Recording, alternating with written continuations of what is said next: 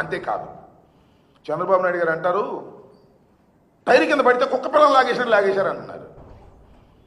ఏమండి నాకు తెలియక అడుగుతాను చంద్రబాబు నాయుడు గారు, అంబులెన్స్లో ఎక్కేటప్పుడు సింగయ్య బ్రతికున్నాడా లేదా? ఇది ప్రపంచం చూసినటువంటి అంశం.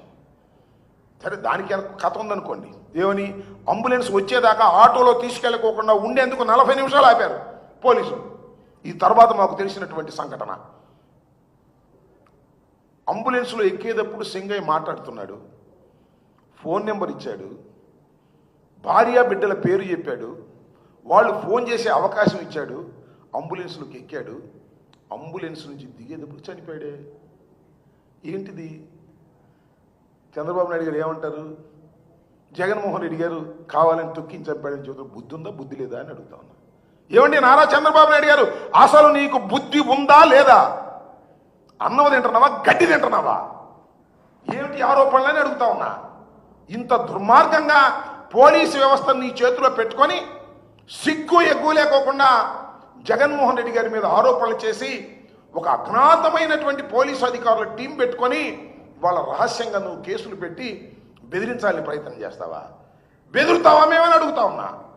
దుర్మార్గమైనటువంటి పరిపాలన చేస్తున్నటువంటి చంద్రబాబు నాయుడు గారు ఎంత దుర్మార్గంగా ఇవాళ వ్యవహరిస్తున్నారో నేను ప్రత్యేకంగా చెప్పాల్సిన అవసరం లేదు. మీరు అధికారంలోకి వచ్చినప్పుడు ఏం చెప్పారండి? రాజకీయాలు ఎన్నికల వరకే, రాజకీయాల తర్వాత అందరూ సమానమే చెప్పావా? ఏమిటి వాళ్ళు నువ్వు చేస్తున్నది? ఎన్ని కేసులు పెడుతున్నారు మీరు? అక్రమైన కేసులు ఎన్ని పెడుతున్నారు? ఎంతమంది లోపల పెడుతున్నారు? బెయిల్ రాకుండా ఎందుకు ట్రై చేస్తున్నారు? గడ్డి తినే కార్యక్రమాలు మీరు అంతా చేస్తూ ఇవాళ మా మీద మీరు ఆరోపణ చేస్తున్నారు. ఏమండి? సాక్షిలో డిబేట్లో పాల్గొంటే కొమ్మినేని శ్రీనివాసరావు వారి మీద ఎస్సీ ఎస్టీ అట్రాసిటీస్ కేసు పెడతారా? బుద్ధి ఉందా అసలు మీకు? ఎస్టీ ఎస్టీ అట్రాసిటీస్ యాక్ట్ ఎక్కడన్నా సంబంధం ఉందా? అంటే చట్టాన్ని మీ చేతుల్లోకి తీసేసుకుంటారా? బిఎన్ఎస్ఎస్ మీరు చెప్పినట్టు నడుస్తుందా? కోర్టుల్లో కూడా మీరు చెప్పినట్టు నడవాలా?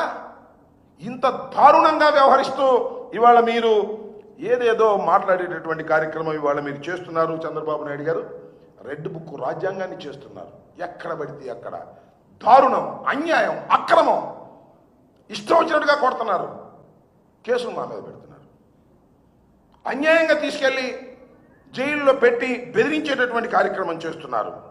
ఎవరైనా చంద్రబాబు నాయుడు గారికి వ్యతిరేకంగా గొంతు విప్పితే వాళ్ళ మీద కేసు, పోలీసులు వచ్చి తీసుకెళ్తారు.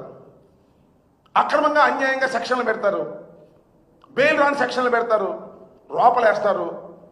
లోపలేసి లబోదిబోమని అనేదాకా వాళ్ళు వదలరు. ఇంత దుర్మార్గంగా వ్యవహరిస్తున్నటువంటి చంద్రబాబు నాయుడు గారు చాలా దారుణంగా వ్యవహరిస్తున్నారు. ఒక అజ్ఞాతమైన టీమును పెట్టుకొని నేను మనవి చేస్తున్నా, వీ నో దట్ ఆ టీం ఎవరో, వారి పేర్లేంటో, వారు ఏం చేస్తున్నారో, వారు ఎవరితో మాట్లాడుతున్నారో గూగుల్ టేక్అవుట్లు మాకు ఉంటాయి. మర్చిపోకండి, ప్రభుత్వాలు వచ్చిన తర్వాత మీరు ఏవి చేస్తున్నారో ఎవ్రీథింగ్ ఇన్ఫర్మేషన్ మా దగ్గర ఉంది. దీనిలో ఏ విధమైన సందేహము లేదు. మీరు చట్ట వ్యతిరేకమైనటువంటి కార్యకలాపాలు చేయడం కోసం, చంద్రబాబు నాయుడు గారిని రక్షించడం కోసం, మమ్మల్ని భక్షించడం కోసం మీరు విధులు నిర్వహిస్తున్నారు కొంతమంది పోలీస్ ఆఫీసర్స్. వదిలిపెట్టే ప్రశ్నే లేదు ఈ ప్రజాస్వామ్య దేశంలో అని ఈ సందర్భంగా నేను చెప్పదలుచుకున్నాను. ఇంత దారుణంగా వ్యవహరించేటటువంటి పరిస్థితికి ఇవాళ రాష్ట్రంలో జరుగుతూ ఉంది. ఎంత దారుణం అండి. పొన్నూరు దగ్గర ఏ ఎమ్మెల్యే ప్రోద్బలం లేకుండా జరిగింది, అది నాకు తెలియక అడుగుతాను.